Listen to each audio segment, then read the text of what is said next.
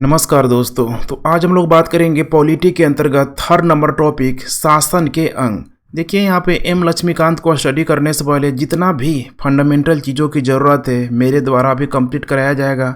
उसके बाद से हम लोग टॉपिक पे एंट्री करेंगे ताकि आप लोग ठीक है प्री और मेंस को ध्यान में रखते हुए अपनी तैयारी की प्रक्रिया को बेहद मजबूत कर पाएँ। लेकिन उसे मजबूत करने के लिए सबसे ज़रूरी है कि पॉलिटी की बहुत सारी जो शब्दावलियाँ हैं उसका भारतीय संविधान के संदर्भ में क्या मतलब है या फिर उसका जनरल टर्म में उसका क्या मतलब है। ऐसे चीज़ों से आप जब तक भली भांति परिचित नहीं होंगे आप पॉलिटी के अंतरात्मा से आप जुड़ नहीं कर पाएंगे। तो इसीलिए मेरा प्रयास है कि आप पहले बेसिक चीज़ों को कंसेप्ट ठीक है के रूप में आप लोग देखते चले, भली भांति इन शब्दावलियों से परिचित हो जाए और जैसे ही मैं आप लोगों को एम लक्ष्मीकांत की बुक में आपको पढ़ाने लगूँ तो आप लोग डायरेक्ट इसका यहाँ पे अप्लाई कर पाएँ।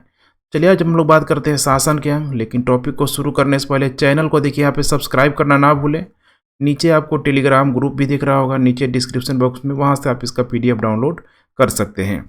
तो चलिए हम लोग यहाँ पे आज कंप्लीट करने वाले हैं शासन के जो भी डिफरेंट जो अंग है, विधायिका, कार्यपालिका, न्यायपालिका, इसकी ज़रूरत क्यों पड़ी, इनका फंक्शन क्या होता है और कानूनों को जो खासकर यहाँ पे जो विभिन्न जो प्रकार जो हम लोग यहाँ पे देखने का प्रयास करेंगे।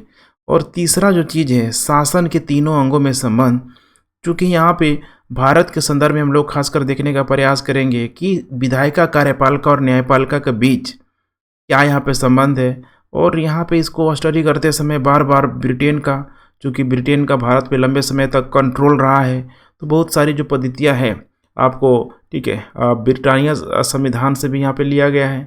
और इसके अलावा अमेरिका जो देखिए अमेरिका को ठीक है यहाँ पे ध्यान में रख के एक रेफरेंस के रूप में हम लोग बार बार एक कंपैरेटिव स्टडी भी करने का प्रयास करते हैं, क्योंकि अमेरिका विश्व की सबसे बड़ी अर्थव्यवस्था है। या फिर पहली बार जहाँ पे लिखित संविधान की अवधारणा आई वो देश और कोई नहीं बल्कि अमेरिका ही है। तो एक कंपैरेटिव स्टडी यहाँ पे करना ज़रूरी हो जाता है ताकि चीज़ों को आप समझ पाएँ, जहाँ जहाँ चेंजेज हो रहा है उस चेंजेज को आप यहाँ पे समझ पाएँ। तो चलिए सबसे पहले बात करते हैं हम लोग शासन के अंग, ऑर्गन ऑफ गवर्नमेंट। अब देखिए किसी भी सरकार या राज्य व्यवस्था के लिए कई प्रकार की यहाँ पे चुनौतियाँ होती है, जैसे कि कुछ चुनौतियों को यहाँ पे नीचे मेंशन किया गया है। नंबर 1 है यहाँ पे कानून बनाने की चुनौती। अब कानून क्यों बनाया जाएगा? ताकि सभी लोग विधि के समान सबको यहाँ पे समान हो सके, इस कानून को सारे के सारे लोग यहाँ पे फॉलो कर सकें। अब जब कानून बना दिया गया तो इस कानून को लागू करवाना भी ठीक है कोई ना कोई यहाँ पे होना चाहिए। तो यहाँ पे कानूनों के अनुसार शासन चलाने के लिए एक व्यवस्था होनी चाहिए।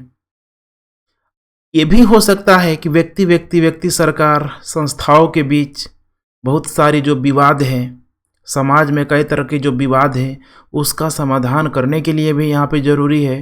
तो कुल मिला के आप देख रहे हैं कि ये सारी ही ठीक है समस्याओं का निवारण करने के लिए, इसको सही ढंग से सुचारू रूप से चलाने के लिए, इसका इम्प्लीमेंटेशन के लिए यहाँ पे कुछ संस्थाओं का विकास होना बेहद ज़रूरी है।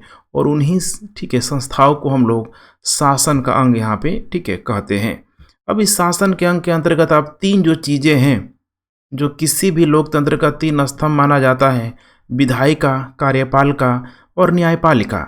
देखिए विधायिका लेजिस्लेचर, इसका काम क्या है?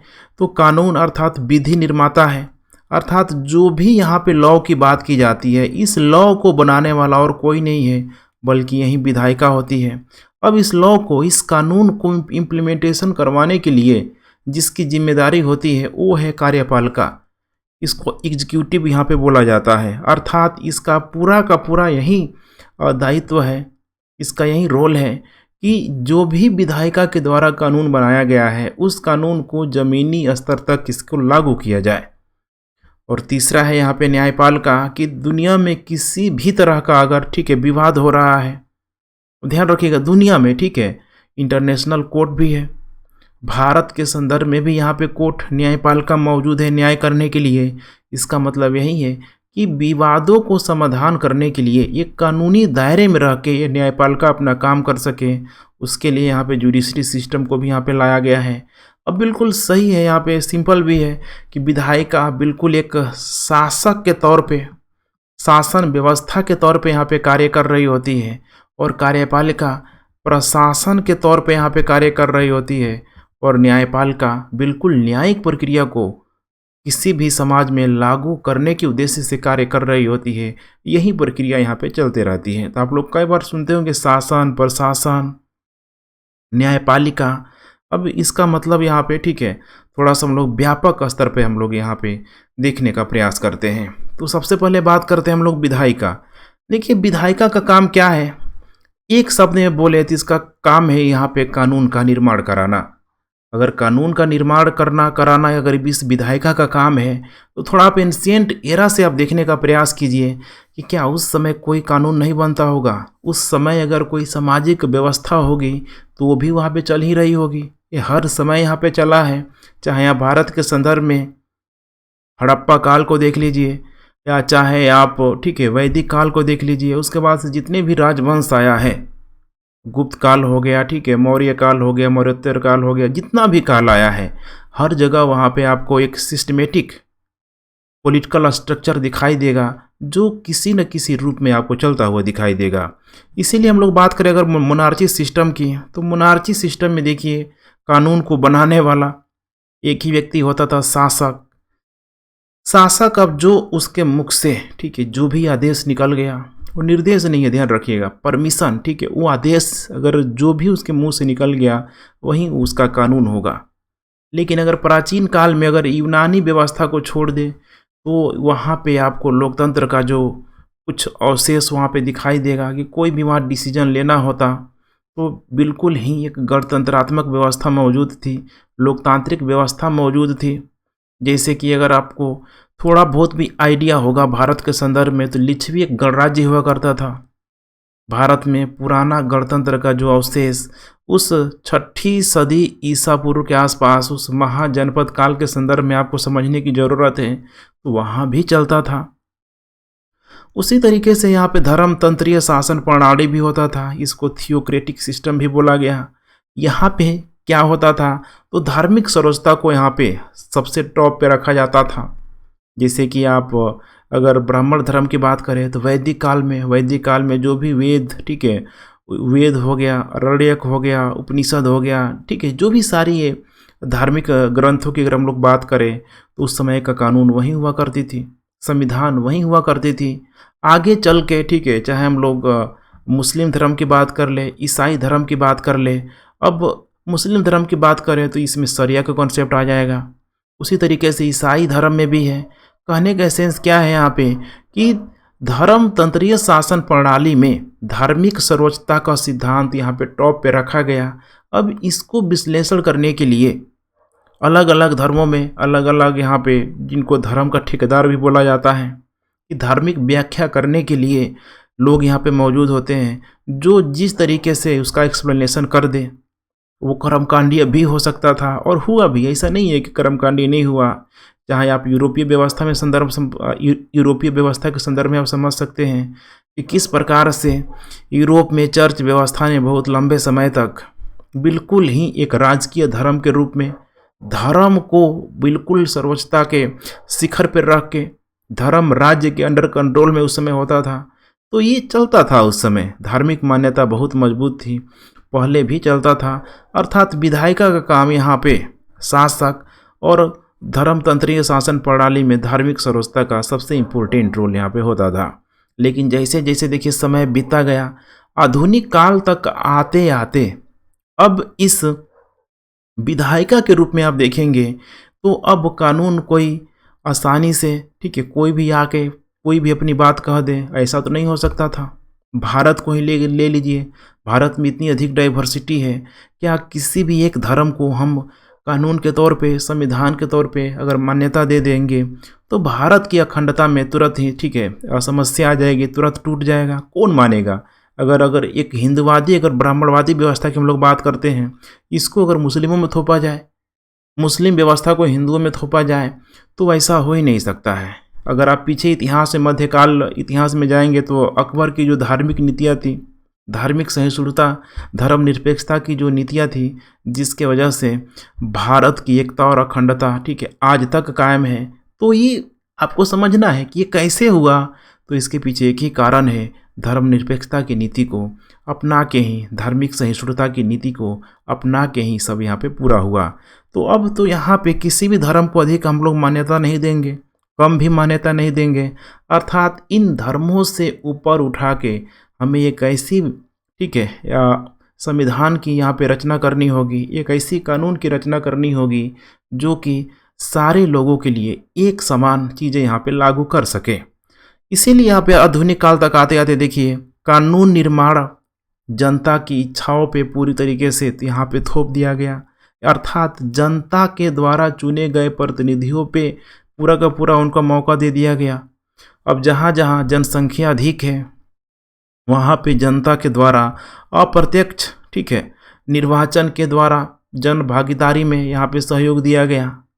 कोई अगर छोटा देश है, समझिए जैसे स्विट्जरलैंड वगैरह है, तो वहाँ पे प्रत्यक्ष निर्वाचन के माध्यम से देखेंगे वहाँ पे रेफरेंडम हो गया, ठीक है, मतलब जनमत संग्रह की हम लोग बात कर रहे हैं, जन संग्रह की यहाँ पे बात कर रहे हैं। कोई भी चीज़ वहाँ पे पारित करना होता है तो जनरली वहाँ पे, ठीक है, जनमत संग्रह का भी सहारा लिया जा सकता है। लेकिन सोचिए क्या एक बहुत बड़े देश में इस तरह का चीज़ें तो अगर किया जाएगा तब तो फिर कोई कानून पारित होने में कितना समय लग जाएगा, तो समस्या है।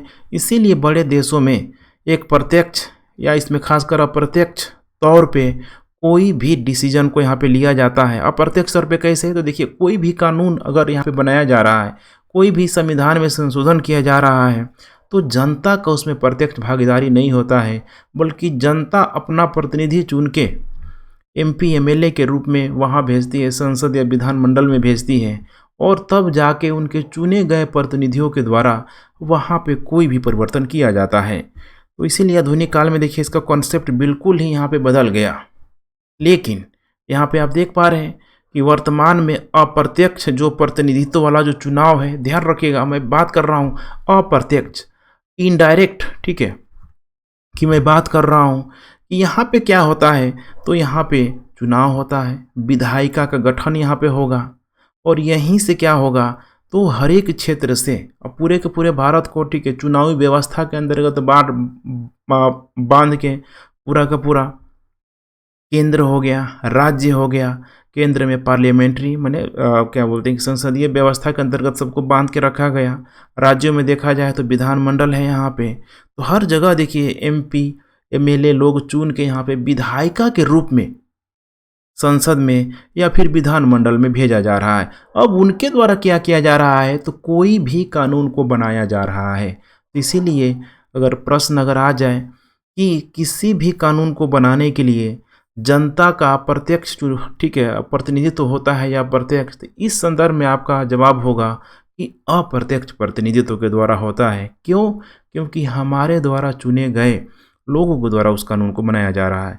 लेकिन सैद्धांतिक तौर पे यही माना जाता है कि देखिए हमने जिस व्यक्ति को, हमने जिस सदस्य को चुन के संसद या विधानमंडल में भेजा गया है, चाहे वो विधानमंडल के संदर्भ में हो, चाहे वो संसद के संदर्भ पे हो, तो यही है, सैद्धांतिक स्तर पे माना जाता है कि हम ही वो बातें, ठीक है, मतलब यहाँ पे सहमति दे रहे हैं, असहमति दे रहे हैं। व्यवहारिक स्तर पे ऐसा होता नहीं है, बहुत सारे कानून को लेके कंट्रोवर्सी यहाँ पे पैदा होता ही होता है। जैसे कि किसान बिल को यहाँ पे देख लीजिए, तो ये हमेशा 100%, ठीक है, यहाँ पे एक्यूरेसी की यहाँ पे हमेशा कमी पाई ही जाएगी। नेक्स्ट अगर हम लोग विधायक के संदर्भ में बात करें यहाँ पे, तो देखिए भारत के संदर्भ में बिल्कुल यह द्विसदनीय व्यवस्था मौजूद है। द्विसदनीय व्यवस्था का मतलब यहाँ पे कि भारत में बिल्कुल देखिए एक संघात्मक ढांचे के अंतर्गत, एक फेडरल, ठीक है, स्ट्रक्चर के अंतर्गत यहाँ पे जो बांटा गया है केंद्र वर्सेस राज्य। अब केंद्र में आप देखेंगे तो इस केंद्र के अंतर्गत, अर्थात उस संसदीय व्यवस्था के अंतर्गत यहाँ पे दो चीज़ें आपको दिखाई देगी। पहला तो है राज्यसभा, दूसरा है लोकसभा। अब देखिए संघीय ढांचा कैसे आ रहा है, तो राज्यसभा में राज्यों का प्रतिनिधित्व हो रहा है। इसीलिए आप लोग देखते होंगे कि राज्यों का जो प्रतिनिधित्व हो रहा है, हर एक राज्यों में राज्यसभा के सीटों का भी निर्धारण किया गया है। उसी तरीके से लोकसभा में, इसमें लोगों का प्रत्यक्ष, ठीक है, चुनावी भागीदारी हो रही है। लोग प्रत्यक्ष रूप से अपने लोकसभा सदस्य को चुन के संसद में यहाँ पे भेजते हुए आपको नजर आएंगे। जैसे कि लोकसभा का चुनाव हो गया, ठीक है, आम भाषा में लोग ठीक है प्रधानमंत्री का चुनाव भी लोग बोलते हैं, लेकिन वो बिल्कुल सही नहीं है। अब ये जो संवैधानिक जो ढांचा है, देखिए यहाँ पे जो संघात्मक जो ढांचा है, इसमें केंद्र है, इसमें राज्य है। केंद्र के अंतर्गत यहाँ पे संसद है जो द्विसदनात्मक व्यवस्था है। राज्य का स्तर पर देखा जाए तो यहाँ पे भी आपको विधानमंडल के रूप में कहीं न कहीं किसी किसी राज्य में एक सदनीय व्यवस्था मिलेगी, कहीं कहीं आपको द्विसदनात्मक व्यवस्था मिलेगी। जहाँ द्विसदनात्मक व्यवस्था होगा वहाँ विधानमंडल के साथ साथ ठीक है माने विधानसभा के साथ साथ विधान परिषद भी मौजूद होगा। लेकिन वैसे राज्यों की संख्या ठीक है बेहद कम है, मेरे ख्याल से 6 राज्यों में जम्मू कश्मीर तो हट गया। ठीक है, तो इससे आप लोग ध्यान रखिएगा। तो यही व्यवस्था आज के समय में चल रही है। ब्रिटेन में देखा जाए तो यह बिल्कुल ही एक सदनीय व्यवस्था है। एक सदनीय व्यवस्था इन द सेंस के देखिए ब्रिटेन में भी संसदीय व्यवस्था मौजूद है। वहाँ पे भी हाउस ऑफ लॉर्ड है, हाउस ऑफ लॉर्ड, और निम्न सदन को वहाँ पे हाउस ऑफ कॉमन बोलते हैं, हाउस ऑफ कॉमन। लेकिन हाउस ऑफ लॉर्ड देखिए इसकी कोई शक्ति नहीं है, बिल्कुल यहाँ पे शून्य कर दिया गया है इसकी शक्ति को। इसीलिए ब्रिटेन का जो ठीक है जो ढांचा है एक सदनीय व्यवस्था की तरफ आपको दिखाई देगा। और एक सदनीय इन द सेंस कि ये भी हो जाता है कि ब्रिटेन में कोई वहाँ पे राज्य नहीं है, बल्कि वहाँ पे शहरों को ठीक है मैंने एकदम डेवलप इलाका है, तो वहाँ पे शहरों के संदर्भ में आप समझ सकते हैं कि वहाँ पे प्रांत वाला कॉन्सेप्ट नहीं है। केंद्र है और बाकी सब शहर है, शहरों से यहाँ पे मेयर को चुन लिया जाता है। लेकिन भारत में देखिए केंद्र भी है, राज्य के संदर्भ में आप देखेंगे ठीक है तो जो भी राज्य हैं ठीक है जो भी 28-29 राज्य हैं, इन राज्यों का भी यहाँ पे प्रतिनिधित्व दिया गया है। साथ में केंद्र शासित प्रदेश भी हैं जो कि डायरेक्ट ठीक है जहाँ पे केंद्र का शासन होता है। तो इसको आपको समझना पड़ेगा। इसीलिए एक सदनीय व्यवस्था यहाँ पे ब्रिटेन यहाँ पे होते हुए दिखाई देगा। अमेरिका की बात करें तो अमेरिका में विधायिका का ठीक है द्विसदनात्मक व्यवस्था देखने के लिए मिलेगा। एक तो वहाँ पे लगभग अमेरिका में लगभग 50 जो राज्य हैं, 50 राज्यों को सीनेट में माने वहाँ का ठीक है राज्यसभा के रूप में समझ सकते हैं कि हर एक राज्यों को समान प्रतिनिधित्व दिया गया, 2-2 सीट। और बाकी जो है ध्यान रखिएगा डायरेक्ट ठीक है जनसंख्या के प्रतिनिधित्व के आधार पे उनको वहाँ पे ठीक है जो भी चुनावी ठीक है निर्णय करने का यहाँ पे अधिकार दिया गया, अर्थात जनसंख्या के प्रतिनिधित्व के आधार पे उनको मताधिकार दिया गया। तो यही प्रक्रिया देखिए यहाँ पे चल रही है। नेक्स्ट हम लोग यहाँ पे बात करें कार्यपालिका का, तो बड़ा ही आसान चीज़ अब हमारे लिए हो गया कार्यपालिका को जानना कि इसका काम क्या है। तो कानूनों को क्या करना, लागू करवाना। देखिए सिंपल चीज़ है, कानून को लागू करवाना। जो भी विधायिका के द्वारा कानून बना दिया गया एनी कॉस्ट हर हाल में उसको लागू करवाएगा कौन, कार्यपालिका। अब आप लोगों ने एक मूवी देखा होगा आर्टिकल 15, ठीक है आर्टिकल 15 में ठीक है जो एक्टर होता है आयुष्मान खुराना, काफ़ी ठीक है बेहतरीन एक्टर है। आर्टिकल 15 में जो बातें लिखा गया है कि किसी भी व्यक्ति को धर्म, मूल, जाति, वंश के आधार पे उसको बाहर नहीं किया जाएगा, उसके साथ किसी भी प्रकार का भेदभाव नहीं किया जाएगा, अर्थात इसको लागू करवाना है तो करवाना है। इसका मतलब कि वो एक एक्ट का रूप ले लिया है, वो एक कानून का रूप ले लिया है। उस कानून को अब इस कार्यपालिका की जिम्मेदारी है कि उसको हर हाल में ज़मीनी स्तर पे उसका इम्प्लीमेंटेशन करवाना है। पुराने समय में हम लोग देखें तो चाहे जहाँ पे राजतंत्रात्मक व्यवस्था हो, मोनार्ची सिस्टम, और जहाँ पे थियोक्रेटिक सिस्टम हो, धर्मतांत्रिक व्यवस्था हो, वहाँ पे देखिए कार्यपालिका और विधायिका का जो शक्ति था एक ही व्यक्ति में केंद्रीकृत होता था। लेकिन अब क्या हो रहा है, धीरे धीरे देखिए अब विकेंद्रीकृत हो रहा है, क्योंकि अब सत्ता का केंद्रीकृत किसी भी लोकतांत्रिक देशों में, किसी भी गणतांत्रिक देशों में स्वीकार आज के समय में आधुनिक लोग शायद ठीक है नहीं कर पाए। लेकिन ऐसा नहीं है, कोई कोई देश में आज भी देखेंगे तो राजतंत्रात्मक व्यवस्था मौजूद है, जैसे कि नॉर्थ कोरिया ले लीजिए, अरब कंट्री में ले लीजिए, लीबिया में ले लीजिए, सीरिया में ले लीजिए, वहाँ पे थोड़ी समस्या आज भी बनी हुई है लेकिन चल रहा है। आधुनिक काल में बहुत सारा इसमें परिवर्तन आया और धीरे धीरे अब यहाँ पे संविधानवाद का विकास हो गया। इसका मतलब कि अब ये जो संविधानवाद है ठीक है, यहाँ पे रूल ऑफ लॉ, विधि का जो शासन की जो बात की जा रही है कि अब इससे ऊपर कोई नहीं होगा, अर्थात जो भी नियम कानून बनेगा इस संविधान को ध्यान में रख के बनेगा और इसी को कार्यपालिका लागू करवाएगी। अर्थात हम लोग एक लाइन में कह सकते हैं कि जो भी संवैधानिक बातें हैं उन संवैधानिक बातों को लागू कराने की जिम्मेदारी कार्यपालिका को है। यहाँ पे आप देख पा रहे हैं कार्यपालिका को अगर भारत के संदर्भ में देखा जाए तो इसको दो भागों में बांट दिया जाता है। अब ध्यान से आप लोग देखते चलिए क्या है दो भागों में। पहला होता है राजनीतिक कार्यपालिका, इसको बोला जाता है अस्थायी कार्यपालिका, इसको ठीक है पॉलिटिकल एग्जीक्यूटिव के रूप में समझिए। दूसरा है यहाँ पे अस्थायी कार्यपालिका। अब पहले अस्थायी कार्यपालिका को समझ जाएंगे तो आपका लिए ठीक है मतलब बेहद ही यहाँ पे आसान हो जाएगा। देखिए अस्थायी कार्यपालिका क्या होता है, परमानेंट एग्जीक्यूटिव, इसको अधिकारी तंत्र के रूप में आप समझिए। ब्यूरोक्रेट मैंने ब्यूरोक्रेसी में जाने के लिए ठीक है इनका परमानेंट है। एक बार इनका अगर सिलेक्शन हो गया, अब सिलेक्शन हो रहा है ध्यान रखिएगा ठीक है, सिलेक्शन हो गया, सिलेक्शन की प्रक्रिया यहाँ पे चुनावी प्रक्रिया नहीं होगी।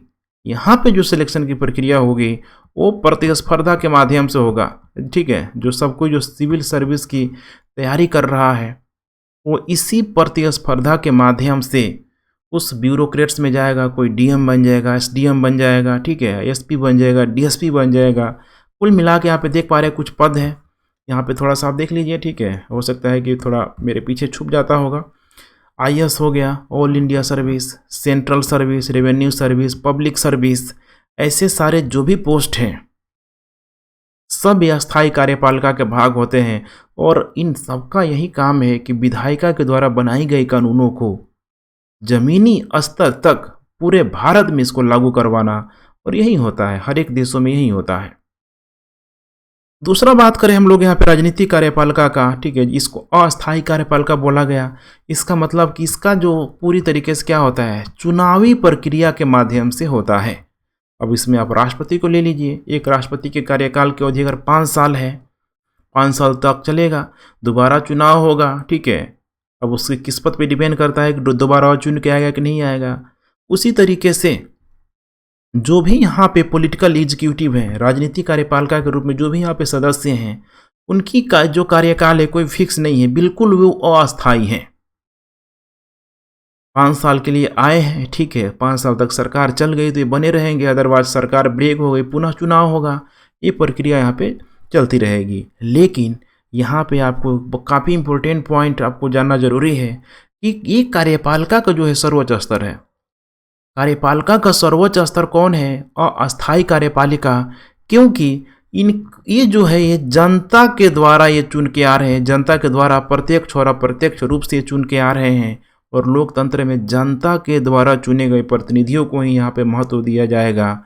इसीलिए अगर आप प्रतिस्पर्धा से आईएएस आईपीएस बन जाते हैं तो आपकी जो शक्ति होगी, ध्यान रखिएगा, आपकी जो शक्ति जो होगी कार्यपालिका की जो शक्ति होगी वो गैर पालिका माने जो यहाँ पे अस्थायी कार्यपालिका के नीचे ही यहाँ पे आपको देखने के लिए मिल जाएगी। इतना आपको ध्यान रखना है ठीक है। ये नहीं कि आप ठीक है आईएएस बन गए तो कुछ भी कर सकते हैं, सबको यहाँ पे एक संवैधानिक दायरे के अंदर ही रह के काम करना होता है। इनका निर्वाचन प्रत्यक्ष होता है। जैसे कि एग्जाम्पल के रूप में अगर हम लोग देखा जाए, यहाँ पे देख सकते हैं ठीक है, अमेरिकी राष्ट्रपति को लेके, अमेरिकी राष्ट्रपति जो है बिल्कुल ही अमेरिका में कार्यपालिका का एक सर्वोच्च जो टॉप जो लेवल होता है खुद अमेरिकी राष्ट्रपति होता है, क्योंकि उसका जो निर्वाचन है जो है जनता के द्वारा प्रत्यक्ष रूप से चुना जाता है। अब ऐसा नहीं है, वहाँ विधायिका को भी जनता के द्वारा ही चुना जाता है, लेकिन चूंकि अमेरिका में अध्यक्षात्मक प्रणाली मौजूद है और उस अध्यक्षात्मक व्यवस्था के अंतर्गत राष्ट्रपति को शक्ति वहाँ पे अधिक मिला हुआ है। राष्ट्रपति सरकार की सर्वोच्च सत्ता के रूप में वहाँ पूरी तरीके से प्रतीक है, तो उसको आपको ध्यान रखना पड़ेगा। आगे हम लोग देखेंगे अभी अमेरिकी व्यवस्था को, तो आपको बिल्कुल यहाँ पे समझ में आएगा कि कैसे वहाँ पे पावर ऑफ सेपरेशन, शक्ति के विकेंद्रीकरण की अवधारणा को लाया गया है। वहीं अगर भारत और इंग्लैंड के संदर्भ में समझे तो यहाँ पे संसदीय कार्यपालिका के रूप में आपको देखने के लिए मिल जाएगा। क्यों?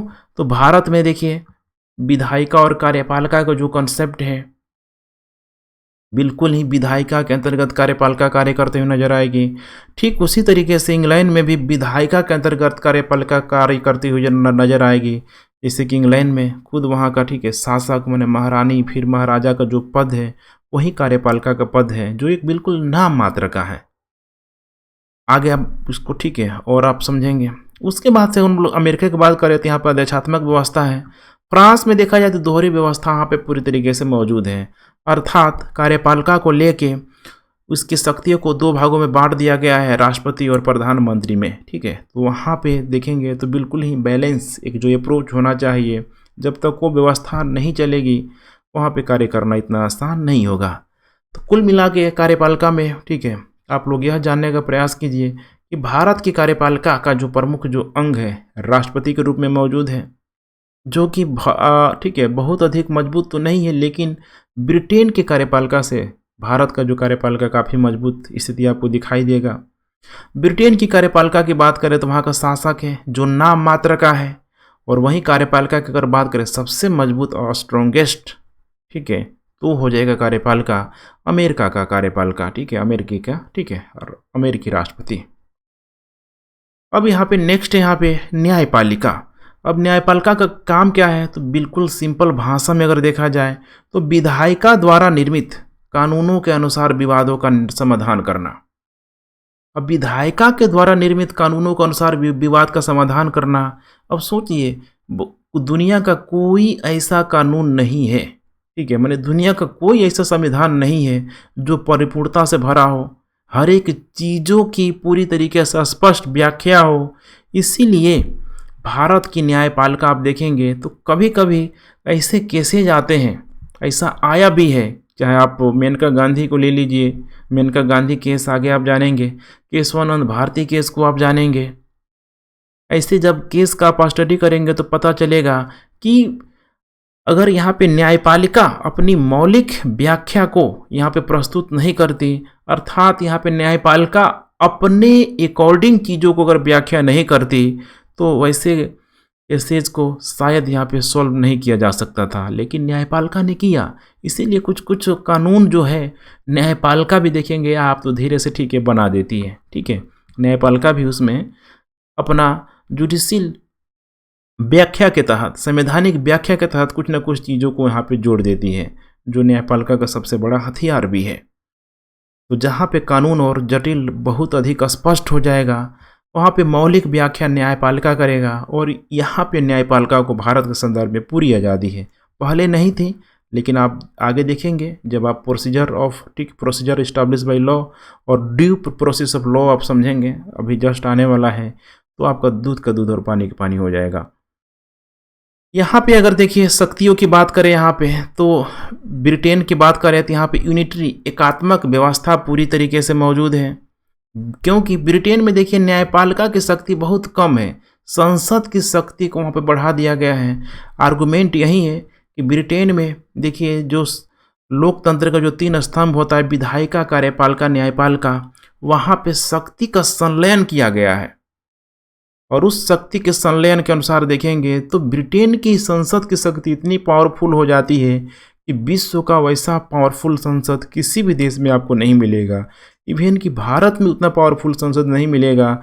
इसीलिए ब्रिटेन की संसद को लेकर बोला जाता है कि ब्रिटेन की संसद इतनी शक्तिशाली है कि वो एक स्त्री को पुरुष और पुरुष को स्त्री के बनाने के अलावा दुनिया का सारा काम वो कर सकती है। अब इससे सोचिए, इसका मतलब कि न्यायपालिका की शक्ति वहाँ पे, ठीक है, बहुत ही कम है। और तो और अगर कोई, ठीक है, मेंबर ऑफ, ठीक है, वहाँ पे पार्लियामेंट है, तो वहाँ पे न्यायपालिका का भी रोल प्ले कर सकता है। सोचिए भारत में ऐसा हो सकता है? भारत में नहीं हो सकता। आप एक पद पे, एक व्यवस्था के तहत आप एक ही पद को, ठीक है, यहाँ पे शामिल कर सकते हैं। ऐसा नहीं कि आप विधायिका का भी पद ले लें, कार्यपालिका का भी पद ले लें, ठीक है, जुडिशरी का ही पद ले ले, यहाँ पे नहीं हो सकता है, लेकिन वहाँ पे हो जाएगा।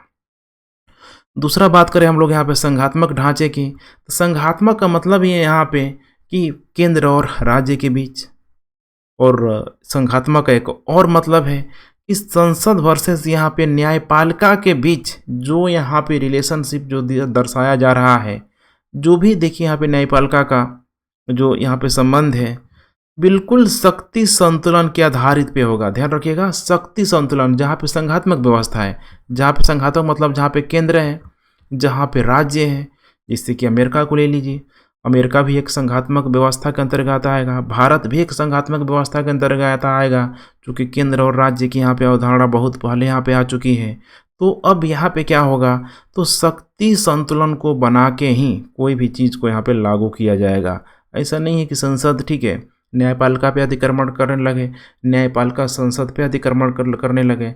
दोनों की शक्ति यहाँ पे सीमित है और दोनों का अपना अपना ठीक है रास्ता है। ठीक है, तुम हमारे रास्ते पे नहीं आओगे, हम तुम्हारे रास्ते पे नहीं आएंगे। लेकिन ऐसा होता नहीं है। क्यों नहीं होता है, तो समाज में बहुत सारी ठीक है समस्याएं हैं। वर्तमान को ध्यान में रखते हुए बहुत सारे जो भी परिवर्तन हो रहा है, तो उसमें देखेंगे कि कभी संसद न्यायपालिका के कार्यों में टांग लगाते हुए मैंने टांग अड़ाते हुए दिखाई देगी और न्यायपालिका के कामों में संसद भी टांग अड़ाते हुए दिखाई देगी। दोनों ही एक दूसरे के कामों में टांग अड़ाते हुए दिखाई देंगे। आगे सब आपको समझ में आएगा। अब हम लोग बात करते हैं यहाँ पे ठीक है न्यायपालिका के अधिकारों को लेके। तो देखिए न्यायपालिका की शक्ति जो है ठीक है, अगर देखा जाए जहाँ पे भी संसदीय व्यवस्था है, न्यायपालिका की शक्ति आपको ठीक है थोड़ा ऊपर रखने की यहाँ पे ज़रूरत है। क्योंकि न्यायपालिका को मूल अधिकार का गार्जियन माना गया, पिता माना गया, अर्थात फंडामेंटल राइट जो दिया गया, इसकी जो संरक्षण कौन करेगा, न्यायपालिका करेगा।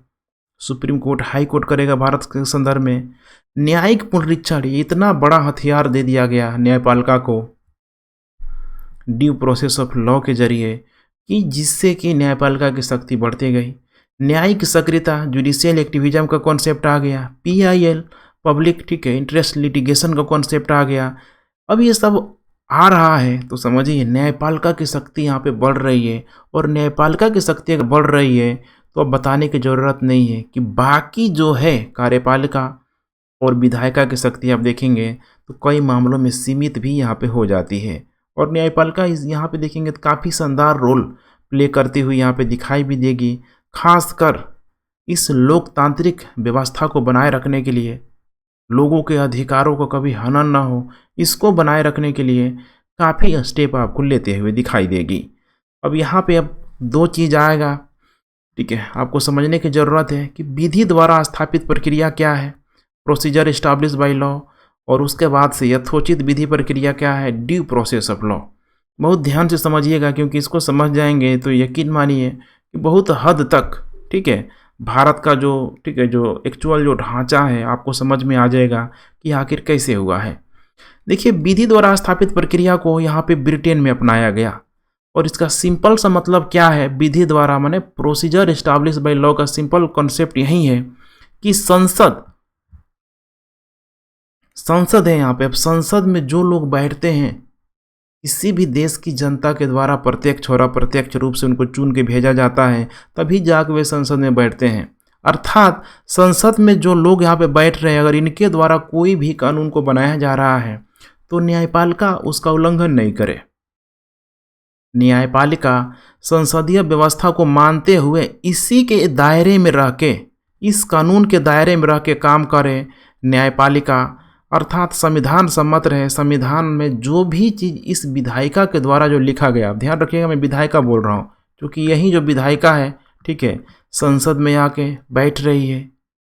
तो यहाँ पे आपको दिखाई देगा कि लोकतांत्रिक व्यवस्था के अंतर्गत लोगों के चुने हुए प्रतिनिधियों के द्वारा अगर किसी भी कानून का निर्माण किया गया तो उस कानून को न्यायपालिका आसानी से मान ले, उसमें उसको कुछ करने की ज़रूरत नहीं है। ठीक वैसे ही जैसे एक बच्चे को ठीक है छोटे बच्चे को एक ग्रामर दे दी जाता है कि देखो तुमको याद कर लो, इसमें तुम्हारा दिमाग नहीं लगाना है ठीक है, A for Apple, B for ball, बाकी तुमको कुछ सोचने की ज़रूरत नहीं है। तो सोचिए बिल्कुल ही ऐसे तो न्यायपालिका एक रबड़ स्टैम्प बन जाएगी। लेकिन ऐसा हुआ है ब्रिटेन में, आज भी ऐसा होता है। ब्रिटेन में आप देखेंगे इस व्यवस्था के तहत प्रोसीजर इस्टाब्लिश बाई लॉ के तहत तो वहाँ पे लोकतांत्रिक व्यवस्था तो मौजूद है, लेकिन वहाँ की संसद भी उतनी ही पावरफुल है। और जब संसद पावरफुल है तो अब वहाँ की न्यायपालिका बिल्कुल ही कमज़ोर, बेजान आपको नज़र आएगी। और यकीन मानिए भारत का जब संविधान जब बन रहा था तो उस समय आपको याद होगा संवैधानिक जो सलाहकार के रूप में या संवैधानिक ठीक है जो कानूनी जो सलाहकार के रूप में जो मौजूद थे BN राव, मैं यहाँ पे लिख दे रहा हूँ BN राव ठीक है। BN राव काफ़ी ही फेमस नाम है। इनका भी यही आर्गूमेंट था, चूँकि ये काफ़ी ठीक है लीजेंड व्यक्ति माने जाते हैं, खासकर कानूनी की व्याख्या को लेके देश दुनिया के वकीलों से, जजों से इनका कांटेक्ट था। तो BN राव का यही मानना था कि भारत में भी इसी व्यवस्था को लाना चाहिए, क्योंकि भारत एक नवनिर्मित लोकतांत्रिक देश का, ठीक है, पूरी तरीके से यहाँ पे निर्माण कर रहा है। तो भारत में भी प्रोसीजर, ध्यान से देखते चलिए, प्रोसीजर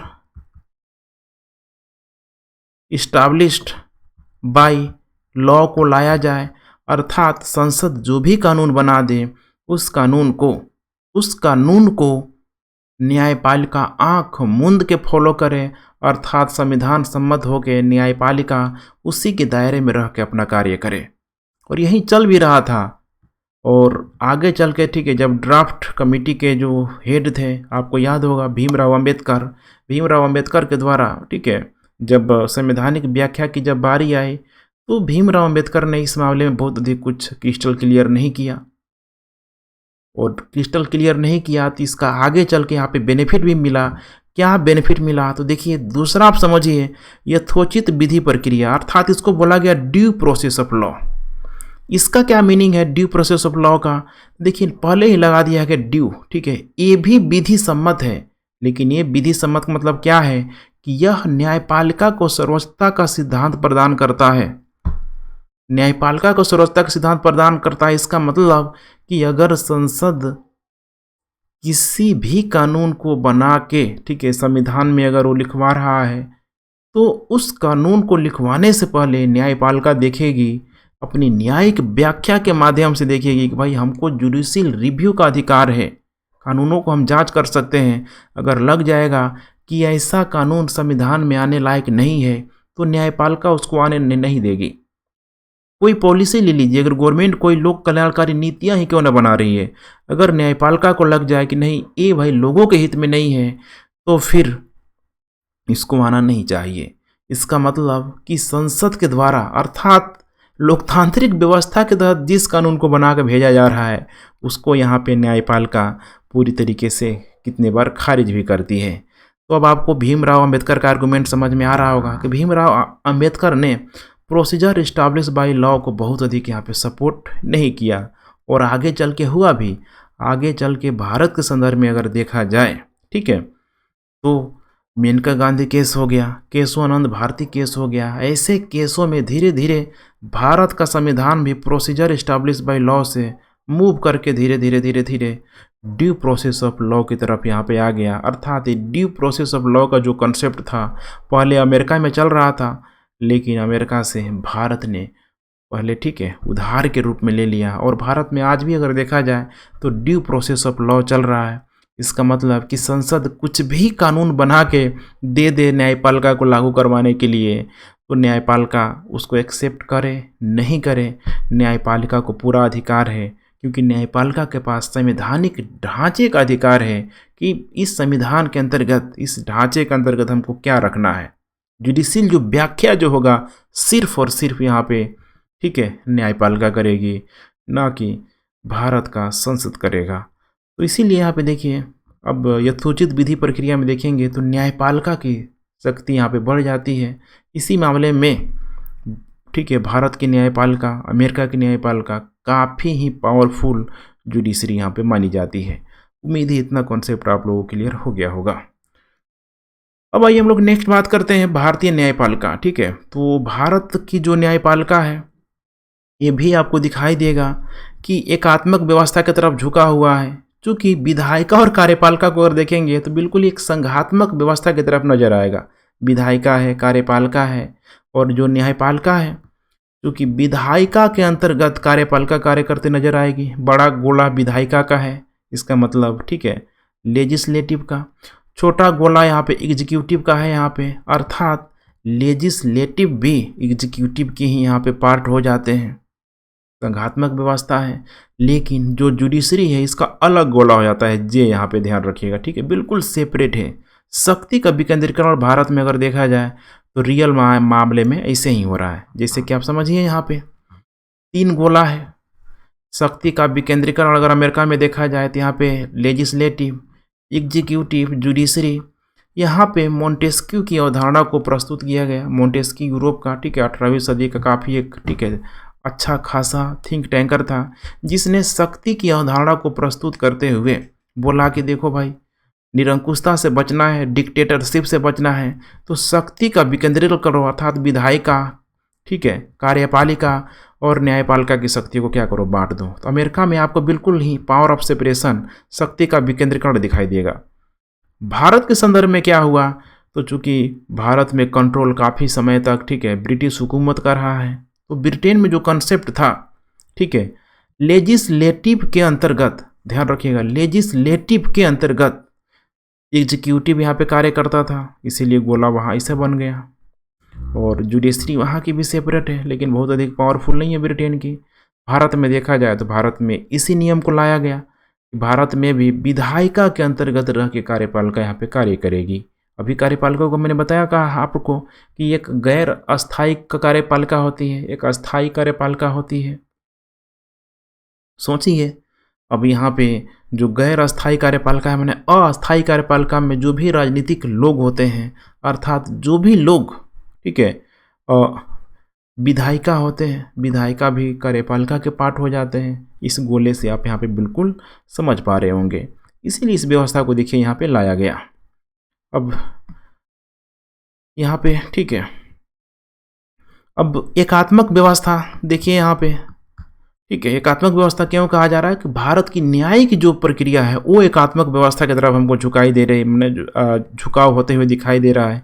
क्योंकि यहाँ पे सुप्रीम कोर्ट है, हाई कोर्ट है, डिस्ट्रिक्ट कोर्ट है, सेशन कोर्ट है। अब यहाँ पे ये नहीं दिखाई देखने के लिए मिलेगा कि सुप्रीम कोर्ट अगर केंद्र में है तो सभी राज्यों के हाई कोर्ट अलग अलग है, ऐसा नहीं है। सुप्रीम कोर्ट के अंडर कंट्रोल में हाई कोर्ट काम करेगा, ठीक है। अब यहाँ पे सुप्रीम कोर्ट के अंतर्गत पूरा का पूरा नीचे जो न्यायपालिका इसी के अंडर काम करेगी। हाई कोर्ट के अंतर्गत पूरा यहाँ पे डिस्ट्रिक्ट कोर्ट, सेशन कोर्ट कार्य करते हुए नजर आएगी। इसका मतलब आपको न्यायपालिका भारत में एक एकात्मक व्यवस्था की तरफ, यूनिटरी सिस्टम की तरफ आपको झुकते हुए दिखाई देगी, जो भारतीय न्यायपालिका को एक मजबूतीकरण प्रदान करता है। इसका मतलब कि सुप्रीम कोर्ट ने सेशन कोर्ट ने अगर कोई भी यहाँ पे, ठीक है, डिसीजन दिया हो, इस डिसीजन को ऊपर के कोर्ट के द्वारा, ठीक है, पलटा जा सकता है, उस फैसला को बदला जा सकता है, और ये चलते रहता है। सुप्रीम कोर्ट भी, ठीक है, अलग अलग तरीके से संवैधानिक व्याख्या यहाँ पे करते रहती है किसी भी निर्णय को लेके। इसीलिए कई बार सुनते होंगे आप लोग कि हाई कोर्ट में मामला गया, हाई कोर्ट में पता चला कि एक व्यक्ति जीत रहा था, ठीक है, उसका अपील सुप्रीम कोर्ट में कर दिया गया। सुप्रीम कोर्ट में जो व्यक्ति हाई कोर्ट में जीत गया था वो सुप्रीम कोर्ट में जाके हार गया। जैसे बिहार में, ठीक है, बिहार के जो टीचरों के लेके, जो वेतन मान को लेके जो, ठीक है, जो मामला चल रहा था, टीचर लोग हाई कोर्ट में जीत गया, पटना हाई कोर्ट में, लेकिन सुप्रीम कोर्ट में जा गए, ठीक है, टीचर लोग हार गया पुनः। तो सुप्रीम कोर्ट को यहाँ पे, ठीक है, फैसला पलटने में समय नहीं लगता है, और सुप्रीम कोर्ट अब यहाँ पे भारत की सर्वाधिक, एक सबसे टॉप लेवल का यहाँ पे जुडिशरी जब मौजूद है, तो इसकी जो भी बातें कही गई है वो पत्थर का लकीर है, उसे कोई काट नहीं सकता है। इतना उम्मीद है आप लोग कॉन्सेप्ट क्लियर हो गया होगा। अब यहाँ पे नेक्स्ट है कानूनों के जो विभिन्न प्रकार। अब देखिए, जो भी कानून होते हैं उसके कई यहाँ पे टाइप्स हैं, जैसे कुछ टाइप्स को लिखा गया है, कुछ आपको नया सीखने के लिए मिलेगा। देखिए, पहला है सकारात्मक विधि, पॉजिटिव लॉ। दूसरा है प्रकृति का नैसर्गिक विधि, नेचुरल लॉ बोलते हैं। उसके बाद यहाँ पे लोक विधि। चौथा है यहाँ पे ईश्वरीय विधि। आइए बारी बारी से देखते हैं कि क्या क्या है। नंबर 1 देखिए, यहाँ पे सकारात्मक विधि है। सकारात्मक विधि का मतलब यहाँ पे कि कुछ सिलेक्टेड लोगों के द्वारा कोई भी कानून को यहाँ पे बनाया गया। ध्यान रखिए, कुछ सिलेक्टेड लोगों के द्वारा। वर्तमान समय में अगर भारत के संदर्भ में देखें तो कुछ चुने हुए व्यक्तियों के द्वारा कानून का निर्माण यहाँ पे किया जा रहा है। इसका मतलब कि सकारात्मक विधि का जो संबंध है किसी भी लोकतांत्रिक देश से, ठीक है, ये अपना संबंध रखता है। अर्थात जो भी लोकतांत्रिक देश है वहाँ लोगों के द्वारा चुने गए प्रतिनिधि है, उनके द्वारा कानून को, ठीक है, बनाया जा रहा है। वही सकारात्मक विधि का यहाँ पे रूप ले रहा है। दूसरा है यहाँ पे काफ़ी इंपॉर्टेंट प्रकृति के नैसर्गिक विधि, जिसको नेचुरल लॉ भी इसको बोला गया। यहाँ पे कोई भी कानून यहाँ पे बनाने की जरूरत नहीं है, बल्कि प्रकृति ने स्वयं ही अपना कानून बना लिया है, स्वयं से यहाँ पे जो निर्मित है। अब सोचिए, प्रकृति ने स्वयं से जो कानून को यहाँ पे निर्मित मैंने बनाया हुआ है, इसके अंतर्गत आप पॉजिटिव लॉ को भी यहाँ पे रख सकते हैं। अर्थात कि प्रकृति के अंतर्गत, प्राकृतिक कानून के अंतर्गत सकारात्मक विधि को भी यहाँ पे शामिल कर लेंगे और इसी के तहत यहाँ पे कानून का यहाँ पे निर्माण किया जाएगा। तो सोचिए कोई भी व्यक्ति अगर ठीक है, अगर यहाँ पे इस पृथ्वी में पैदा ले रहा है, जन्म ले रहा है यहाँ पे, तो भाई उसको पूरा का पूरा अधिकार है, सांस लेने का अधिकार है, जल ठीक है ग्रहण करने का अधिकार है, भोजन का अधिकार है।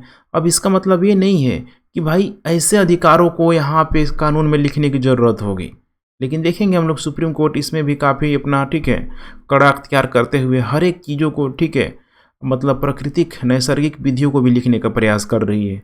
ऐसा क्यों करती है? तो देखिए राजा महाराजा के ज़मानों में राजा महाराजा जो कि विधायिका कार्यपालिका का पार्ट हुआ करता था, न्यायपालिका का भी ठीक है मतलब एक ही व्यक्ति होता था। या फिर हम लोग कह सकते हैं कि राजा मोनार्ची सिस्टम में विधायिका कार्यपालिका न्यायपालिका से भी ऊपर होता था। उसके मुख से जो भी चीज़ निकल गया बोल दिया कि ये व्यक्ति दोषी है, इसको जेल में डाल दो, ठीक है, इसको हवा नहीं मिलना चाहिए, पानी नहीं मिलना चाहिए, नहीं होता था, बेचारा वैसे तड़प तड़प के मर जाता था। लेकिन आज दुनिया की ऐसी कोई कानून नहीं है लोकतांत्रिक देशों में जो किसी को ये बोल दे कि भाई इसको हवा मत दो, इसको पानी मत दो, इसको भोजन मत दो। क्यों? क्योंकि इन सारे ही चीज़ों को देखेंगे तो फंडामेंटल राइट के जरिए, या जहाँ पे फंडामेंटल राइट्स नहीं भी है वहाँ पे इस प्राकृतिक और नैसर्गिक विधि के जरिए उसको किसी भी कीमत पे ख़त्म नहीं किया जा सकता है। अब सोचिए सांस लेने का अधिकार अगर दिया गया है तो क्या अब यहाँ पे संसद किसी को सांस लेने का अधिकार को सीमित कर सकती है? आज वर्तमान में अगर ठीक है भारत के लोकसभा में 545 सीटें, अगर 545 का 545 ध्वनि मत से लोग बहुमत पारित कर दे कि एक पार्टिकुलर स्टेट को सांस लेने का अधिकार नहीं है, तो सोचिए क्या ये लागू हो पाएगा? लागू नहीं हो पाएगा, क्योंकि अभी हम लोगों ने देख लिया है, ड्यू प्रोसेस ऑफ लॉ देखा है, और उस ड्यू प्रोसेस लॉ के जरिए सुप्रीम कोर्ट को पूरा अधिकार है कि वो संवैधानिक जो ढांचा है उसको डिफाइन कर सकता है कि संसद ने जो कानून बनाया है ये व्यक्ति के मूल अधिकारों के खिलाफ है, प्रकृति का नैसर्गिक विधि के खिलाफ है, इसीलिए किसी भी कीमत पे लागू नहीं होगा। देखिए यहाँ पे ठीक है कितना न्यायपालिका एक अच्छा रोल प्ले कर रहा है, लेकिन न्यायपालिका डेमोक्रेसी पे भी अटैक करते हुए नजर आ रहा है, क्योंकि डेमोक्रेसी लोकतंत्र के द्वारा जो कानून को बनाया गया उस कानून को न्यायपालिका मानने से इनकार कर रही है। तो सोचिए ऐसा क्यों हो रहा है? क्योंकि वो संसदीय व्यवस्था कोई भी तानाशाह का रूप ना ले ले, डिक्टेटरशिप ठीक है या फिर ऑटोक्रेसी ठीक है निरंकुशता का रूप न ले ले, इसीलिए तो शक्ति का विकेंद्रीकरण किया गया है। देखिए कितना शानदार सिस्टम बनाया गया है। उसके बाद से आते हैं हम लोग बात करते हैं प्राकृतिक न्याय की धारणा, कॉन्सेप्ट ऑफ नेचुरल जस्टिस, बेहद ही जरूरी है। देखिए अगर हम लोग प्राचीन और मध्यकाल की बात करें तो देखिए वहाँ पे न्यायिक पारदर्शिता का पूरी तरीके से अभाव होता था। न्यायिक पारदर्शिता इन द सेंस कि राजा ने जो बोल दिया, शासक ने खड़ा होकर तलवार के दम पे जो बोल दिया कि भाई इसका गला काट दो, इसे जहर दे दो, वही होता था। जैसे गुप्त काल में आप लोगों ने सुना होगा ठीक है, गुप्त काल में जब शासक पूरी तरीके से ब्राह्मणीय व्यवस्था से युक्त हो गए तो वहाँ पे ठीक है किसी को अगर दोषी ठहराना हो तो जाति व्यवस्था, कास्टिज्म सिस्टम वहाँ पे बहुत अधिक हावी था। जैसे कि ठीक है अगर कोई ब्राह्मण है ठीक है उसकी अगर न्यायिक पारदर्शिता का यहाँ पे दिखाना है, जजमेंट कोई देना है तो भाई उसको सोने से तोल दो। सोना अगर ठीक है अगर उसका वेट अगर कम हो जा रहा है, अगर उसका वेट अगर अधिक हो जा रहा है तो भाई वो दोषी है, कम हो जा रहा है तो दोषी नहीं है।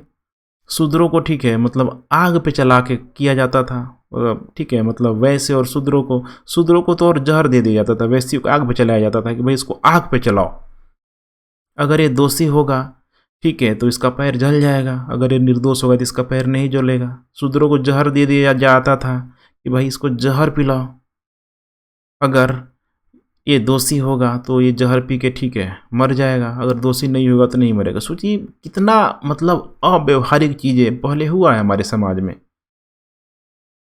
अब यहाँ पे प्राचीन और मध्यकाल की जब हम लोग बात कर रहे हैं यहाँ पे तो न्यायिक पारदर्शिता का अभाव है। इसका मतलब कि पूरी तरीके से जो नेचुरल जो लॉ है इस नेचुरल लॉ का उल्लंघन करते हुए नजर आ रहा है। और आधुनिक युग में अब ऐसा तो नहीं चल सकता है कि किसी को भी आप किसी के साथ ऐसा कर सकते हैं, क्योंकि यहाँ पे विधि सम्मत कानून है, रूल ऑफ लॉ है उसके समान, ठीक है, मैंने उसके कानून के समक्ष, संविधान के समक्ष हर कोई बराबर है, तो सबके लिए यहाँ पे नीति को यहाँ पे समान लाना पड़ेगा, तो आपको यहाँ पे ध्यान रखना पड़ेगा, ठीक है। आधुनिक काल में न्याय प्रणाली को पारदर्शी बनाने के लिए नेचुरल जस्टिस का जो संबंध है, देखिए बिल्कुल ही नेचुरल लॉ से, न्यायिक, समझ रहे हैं ना, मैंने जो प्राकृतिक न्याय की अवधारणा को यहाँ पे प्राकृतिक कानून से यहाँ पे जोड़ दिया गया कि इसी के तहत, ठीक है, किसी की भी यहाँ पे सुनवाई होगी एक प्रक्रिया के तहत, जिससे कि ट्रांसपेरेंसी, पारदर्शिता का बिल्कुल ही यहाँ पे अभाव नहीं होना चाहिए, एकदम दिखना चाहिए, दूध का दूध है, पानी का पानी है, दोषी है तो है, पूरा प्रूफ कर दिया जाए, दोषी नहीं है तो भी यहाँ पे प्रूफ कर दिया जाए, उसके बाद ही उसके साथ, ठीक है, किसी भी प्रकार का यहाँ पे न्याय हो पाएगा। तो यहाँ पे आप नंबर 1 देख पा रहे हैं, ठीक है। प्राकृतिक न्याय एक गतिशील अवधारणा है, डायनेमिक कॉन्सेप्ट है जो समय के साथ यहाँ पे बदलते रहता है। पहले कुछ और था, प्राचीन काल, मध्य काल में जैसा समाज, ठीक है, उसी प्रकार की नीतियाँ चल रही है, लेकिन वर्तमान में तो ये चीज़ नहीं चल सकता है। वर्तमान में बहुत सारे जो इसमें चेंजेज आया है, इसका मतलब कि हमें प्राकृतिक न्याय को एक गतिशील अवधारणा के रूप में समझना चाहिए, समय के साथ इसमें परिवर्तन होना चाहिए, और यही आपको दिखाई देगा उदाहरण के संदर्भ में, ठीक है। जैसे कि न्यायिक प्रक्रिया अगर भारत के संदर्भ में देखें तो स्टेप 1 में आप देखेंगे कि कोई भी अभियुक्त है, एक्यूज्ड, आप समझिए, ठीक है, अगर किसी के घर अगर पुलिस आ जा रही है, किसी को उठा के ले जा रही है, तो समाज में गलत एक र्यूमर, समझ रहे हैं ना, मतलब जो पूर्वधारणा से लोग ग्रसित हो जाते हैं, तुरंत पुलिस उठा के लेके लोग उसको दोषी मान लेते हैं। ऐसा नहीं होता है। दोषी सिद्ध करने का, कराने का दायित्व तो सिर्फ एक व्यक्ति के पास है, और वो है भारत के न्यायपालिका। पुलिस का काम है, ठीक है, उसको अदालत में पेश करना, न्याय दिलवाना, ठीक है, और न्याय करने का जो अधिकार है उस कोर्ट को है, उस मजिस्ट्रेट को है। इसीलिए इन सारे ही पूर्वग्रहों से आप दूर रहिए, क्योंकि हमारा समाज काफ़ी डायनेमिक हो चुका है, और इसमें किसी को, ठीक है, फंसाने के डर से, किसी को मारने के डर से, ठीक है, किसी का सोशल वैल्यू डैमेज करने के डर से ये सब चीज़ें होती रहती है। तो जब तक आरोप सिद्ध नहीं हो जाए तब तक उसको दोषी नहीं माना जाएगा, बल्कि उसको एक्यूज्ड माना जाएगा। ध्यान रखिएगा, एक्यूज्ड। तो अभियुक्त को निर्णय से पूर्व अपने पक्ष रखने का यहाँ पे अवसर होना चाहिए, और ऐसा होता भी है। और स्टेप 2 में यहाँ पे न्यायाधीश को निर्णय सुनाने से पूर्व दोनों पक्षों की एकदम सुनवाई करना चाहिए कि भाई जो भी पक्ष है, विपक्ष, जो दोनों लोग हैं, दोनों का वकील होगा, अपनी अपनी लोग दलीलें देगा, बीच में बैठा हुआ जो जज है वो दोनों को सुनेगा, और जज की तटस्थता यहाँ सबसे मायने रखती है। ये नहीं कि जज का अपना लड़का आ गया, जज किसी, ठीक है, पूर्वग्रह विचारों से यहाँ पे ग्रसित हो, किसी एक खास धर्म से यहाँ पे लगाव रखता हो, तो उसके एवज में फैसला दे दे, ऐसा यहाँ पे नहीं हो सकता है। तटस्थता उसके लिए बहुत ज़रूरी है।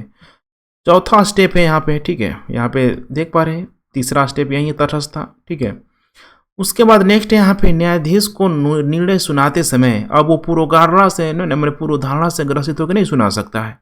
उसको कारण कि भाई कौन से आर्टिकल का उल्लंघन किया है, ठीक है, कौन सा यहाँ पे आईपीसी की धारा, इंडियन पैनल कोड की धारा यहाँ पे लगाया जा रहा है, सबको यहाँ पे आर्गुमेंट के साथ, एक लॉजिकल, एक तार्किकता के साथ कारण को स्पष्ट करना होगा, और तब जाके जज कोई फैसला सुनाएगा। और स्टेप 4 में देख पा रहे हैं, मैंने 5 हो जाएगा, स्वयं के खिलाफ गवाही देने के लिए इसको बाध्य कभी भी नहीं किया जाएगा। अर्थात कोई भी एक्यूज्ड है उसको कभी भी, ठीक है, बाध्य नहीं किया जाएगा। लेकिन देखते हैं ऐसा होता नहीं है। पुलिस एकदम दे डंडा हमारे यहाँ पे लगी रहती है कि कब वो अपना जुल्म, मतलब जो अपना जुर्म है वो कबूल कर ले। पुलिस भी, ठीक है, कार्रवाई करने से थोड़ा सा लेजीनेस दिखाती है। इसीलिए भारत के संदर्भ में देखा जाए तो नेचुरल जस्टिस के सिद्धांत को स्वीकार किया गया। अब इसका बहुत सारे एग्जाम्पल है, अब बहुत सारा example in the sense, Bombay bomb धमाका का अभियुक्त ले लीजिए, अजमल कसाब को ले लीजिए। बम्बई बम धमाका 2008 में हुआ, 2008 में हुआ, और उसको फांसी की सज़ा कब मिला? 2012 में मिला। देखिए भारत की न्यायिक प्रणाली कितनी शानदार है। अब इसमें बहुत सारी राजनीतिक पार्टियां कांग्रेस पे इंजाम भी लगाती है कि भाई इतना दिन देखो तुम लोगों ने आतंकवादियों को बिरयानी खिला के रखा, हमारी पार्टी इसे नहीं कर रही बल्कि आतंकवादियों को सीधे ठोक दे रही है। लोग भी सपोर्ट कर रहे हैं, लेकिन यहाँ पे समझना पड़ेगा, अगर ऐसी व्यवस्था आ जाएगी तो पुनः वही लोग जो सपोर्ट कर रहे हैं किसी दिन वही लोग धरा जाएंगे, उसका मिसयूज हो जाएगा, फिर उनको समझ में आएगा कि नहीं, पहले वाली ही व्यवस्था सही थी। इसका मतलब कि अगर यहाँ पे 2008 में अजमल कसाब के साथ, ठीक है, जो अजमल कसाब ने जो भी किया यहाँ पे बम्बई में, 2012 4 सालों तक पूरी की पूरी इसी नेचुरल जस्टिस को ध्यान में रख के पूरी की पूरी सुनवाई हुई। जब पूरा क्लियर यहाँ पे हो गया, क्लियर कॉन्सेप्ट यहाँ पे हो गया, माने नेचुरल जस्टिस को पूरा का पूरा यहाँ पे फॉलो कर लिया गया, तब उसको फांसी की सज़ा, ठीक है, 2012 में आके मिली। तो ये बिल्कुल देखिए सही है। इससे क्या होगा भारत के संदर्भ में, तो सोचिए, ऑलरेडी भारत के संदर्भ में बोला गया है यहाँ पे कि चाहे 1000, ठीक है, दोषी भले ही छूट जाए, लेकिन एक भी निरपराधी को सज़ा नहीं मिलनी चाहिए एनी कॉस्ट। और इसके लिए कितना भी खर्च केंद्र का क्यों ना हो जाए, राज्यों का क्यों ना हो जाए, माने किसी भी देश का कितना भी खर्च क्यों ना हो जाए, करना पड़ेगा। अभी देखिए हाल ही में, ठीक है, जो हैदराबाद वाला कांड हुआ था, ठीक है, या फिर विकास दुबे वाला कांड हुआ था, लोगों ने गलत किया, उन लोगों ने, लेकिन गलत लोगों के साथ, ठीक है, जो सिस्टम ने भी गलत किया, इस नेचुरल जस्टिस का यहाँ पे उल्लंघन किया, लेकिन लोग ताली बजाते हुए नजर आते हैं। आपको समझना है यहाँ पे, ठीक है, यूपीएससी की डिमांड यही है। अगर हाँ में हाँ मिलाते रहेंगे तो यूपीएससी आपका कान पकड़ के बाहर निकाल देगी। आपको समझना है, आपको फाइनली ब्यूरोक्रेट्स में जाना है, तो आपको एक, ठीक है, सैद्धांतिक तौर पे वहाँ पे आपको काम, ठीक है, करते हुए अपने आप को पेश करना है, सामंजस्य से बैठाने की कोशिश करना है, तो आपके विचारों में वो चीज़ झलकना चाहिए। नेक्स्ट है यहाँ पे लोक विधि। लोक विधि का मतलब होता है वैसा कानून जो समाज में लंबे समय से चली आ रही है, परंपरा के रूप में। कैसा परंपरा, ट्रेडिशन के रूप में यहाँ पे चलती आ रही है। जैसे कि भारत में ले लीजिए, अगर हमारा, ठीक है, किसी भी धर्म में अगर रिलीजन बेस्ड पे अगर कोई शादी विवाह ही हो रहा है, तो अब इसमें संविधान ही नहीं पूछेगा कि भाई तुम ऐसी शादी क्यों कर रहे हो, हम रूल बना रहे हैं। इसमें कोई भी हस्तक्षेप नहीं करेगा। और लोक विधि को संरक्षित करने के लिए, ठीक है, आर्टिकल भी फंडामेंटल राइट में डाला गया है सांस्कृतिक संरक्षण के तौर पे, आगे आप लोग जानेंगे। इसमें संविधान देखिए मौन तो है, लेकिन पिछले बैक डोर से इनकी हिफाजत करने के लिए संविधान पूरी तरीके से तैयार रहता है, बशर्ते कि ये हार्म ना पहुंचाए। लोक विधि, अब ये नहीं कि आप कह सकते हैं कि सती प्रथा लोक विधि का पार्ट था, सुप्रीम कोर्ट फिर, ठीक है, बहुत कोड़ा लगवाएगी, जेल में डलवा देगी, ठीक है, कि नहीं, वो फंडामेंटल राइट का हनन कर रहा है, वैसे नहीं करना है। बाल विवाह को बुलाया नहीं जा सकता है, क्योंकि उसके लिए कानून यहाँ पे बन गया है। तो हार्म पहुंचाएगा तो सुप्रीम कोर्ट उसको सीधे ही डिस्क्वालीफाई कर देगा, चाहे वो लोक विधि के नाम पे क्यों ना हो। माने कोई भी इफेक्ट नहीं हो तो सुप्रीम कोर्ट को कोई समस्या यहाँ पे नहीं है। लोक विधि में देखेंगे तो ब्रिटेन में चलता है। ब्रिटेन में हाउस ऑफ कॉमन अभी भी नाम मात्र का है, पहले से, ठीक है, चल रहा है परंपरागत। और वहाँ की कार्यपालिका जो खुद वहाँ पर शासक शासिका जो भी होता है, नाम मात्र का है, जो आज भी ब्रिटेन इसके वजह से गणतंत्र का रूप नहीं ले पा रहा है। सोचिए, गणतंत्र का रूप नहीं ले पा रहा है, क्योंकि वहाँ पे भी अभी भी परंपरागत सिस्टम मौजूद है। भारत में देखिए कार्यपालिका जो है बिल्कुल ही राष्ट्रपति है, लेकिन इसका चुनाव हो रहा है, अप्रत्यक्ष तरीके से भले क्यों ना हो रहा है, लेकिन हो रहा है, इसीलिए भारत क्या है, एक गणतंत्र है। नेक्स्ट है आप ईश्वरीय विधि। ईश्वरीय विधि का मतलब सिंपल है, शुरू में आप देख चुके हैं कि धार्मिक ग्रंथ के रूप में हर एक धर्म का अलग अपना अपना जो भी यहाँ पे ग्रंथ होता है, वही उसका संविधान का, ठीक है, यहाँ पे रूप होता है। ठीक है, मध्यकालीन यूरोप में अगर देखा जाए तो यही व्यवस्था आपको यहाँ पे दिखाई देगी ईश्वरीय विधि से। चर्च व्यवस्था उस समय कैथोलिक चर्च व्यवस्था मौजूद थी, जो भी बोल दिया गया पोप के द्वारा, पादरियों के द्वारा, वही पूरा पूरा अंतिम चीज यहाँ पे होता था। अब यहाँ पे बात करें हम लोग भारत की विधि व्यवस्था के अंतर्गत, तो देखिए भारत की विधि व्यवस्था में सकारात्मक विधि के तहत यहाँ पे जो कानून को जो निर्माण करने वाला वो कौन होता है, संसद होता है। संसद माने विधायिका के रूप में जो लोग प्रत्यक्ष और अप्रत्यक्ष रूप से लोगों के द्वारा चुने गए हैं, उनके द्वारा कानून का निर्माण किया जाता है। लेकिन अभी भी देखिए यहाँ पे नेचुरल लॉ को यहाँ पे शामिल नहीं किया गया। नेचुरल लॉ को शामिल कौन करता है भारत में, तो वो न्यायपालिका करती है। न्यायपालिका नेचुरल लॉ को शामिल करेगी, अपनी संवैधानिक व्याख्या को आधार बना के शामिल करेगी। और अगर यहाँ पे संसद चाहे कि भाई किसी व्यक्ति के सांस को सीमित करना है, किसी को भोजन का, ठीक है, हमको अधिकार नहीं देना है, किसी को जल पीने का अधिकार नहीं देना है। सोचिए, सुप्रीम कोर्ट तुरंत इस नेचुरल लॉ के तहत उसको डिस्क्वालीफाई कर देगी अपनी संवैधानिक व्याख्या के माध्यम से। कई बार सुप्रीम कोर्ट देखिए डिवाइन लॉ का भी सहारा लेती है, ईश्वरीय ठीक है का भी यहाँ पे सहारा लेती है, लेकिन बशर्ते कि ये किसी भी कानून से न टकराए। कॉमन लॉ का भी सहारा लेती है, लोक विधि का भी सहारा लेती है, लेकिन एक ही कंडीशन है कि ये अगर ठीक है पहले इसके जरिए कोई कानून नहीं बना हो, अगर ये संसदीय व्यवस्था के तहत या फिर संवैधानिक व्यवस्था के तहत किसी भी कानून से टकराएगा तो ये सब डिवाइन लॉ कॉमन लॉ यहाँ पे चूर चूर हो जाएगा, इसका कोई मतलब नहीं है। लेकिन अगर नहीं टकरा रहा है तो लोग मान रहे हैं। अब भारत में ठीक है धर्मनिरपेक्षता की नीति को लाया गया डिवाइन लॉ, तो इसका मतलब ये नहीं कि भारत अलग है, सेपरेट है। धर्मनिरपेक्षता की नीति, पंथ निरपेक्षता की नीति को भारत में लाया गया, इसका मतलब कि भारत सभी धर्मों को समान रूप से ठीक है रिस्पेक्ट करेगा, देखेगा, तटस्थता को नहीं अपनाएगा। लोक विधि का मतलब यही है कि जो भी सांस्कृतिक संरक्षण के आधार पे जो भी ट्राइब्स हैं, अगर वो अपना ठीक है लोक विधि को संरक्षण कर रहे, कोई दिक्कत नहीं है। बाकी अदर जो कम्युनिटी अगर कर रही है कोई समस्या नहीं है, बशर्ते कि अब ट्राइब ये ना करे कि भाई अपने लोक विधि के माध्यम से ठीक है नर बलि को प्रोत्साहन देने लग जाए कि नहीं पहले हमने किया है आज भी हम करेंगे, वैसा फिर सुप्रीम कोर्ट ठीक है उनको कान पकड़ के बाहर कर देगी। तो ध्यान रखिएगा, ठीक है, ऐसा नहीं हो सकता है। तो नेचुरल लॉ को यहाँ पे शामिल करेगी। देखिए बहुत ही क्रिस्टल क्लियर है, अभी से आपको इन सब चीज़ों को समझना पड़ेगा, आपको धीरे धीरे फील आने लगेगा पॉलिटी के प्रति। उसके बाद से यहाँ पे न्यायिक सक्रियतावाद की धारणा बहुत ही इंपॉर्टेंट है, कॉन्सेप्ट ऑफ जुडिशियल एक्टिविज्म की यहाँ पे बात की जा रही है। इसमें क्या किया गया कि हस्तक्षेप का दायरा को बढ़ा दिया गया। यहीं से देखेंगे तो यहाँ पे ड्यू प्रोसेस ऑफ लॉ के तरफ यहाँ पे अधिक झुकाई यहाँ पे देने लगता है।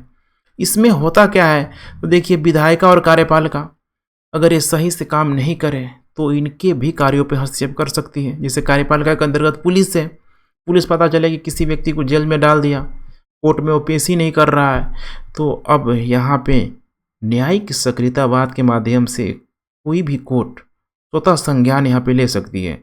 जैसे कि हो गया था हाथरस कांड उत्तर प्रदेश वाला, देखिए इलाहाबाद हाई कोर्ट ने स्वतः संज्ञान लेके उसको ठीक है उसकी सुनवाई की। ये बहुत बड़ा चीज़ है, समझिए इस चीज़ को, ठीक है। तो सबको रास्ता दिखाने के लिए, इनके दायित्वों को निर्वहन करवाने के लिए विधायिका का भी वही यहाँ पे हाल है, ठीक है।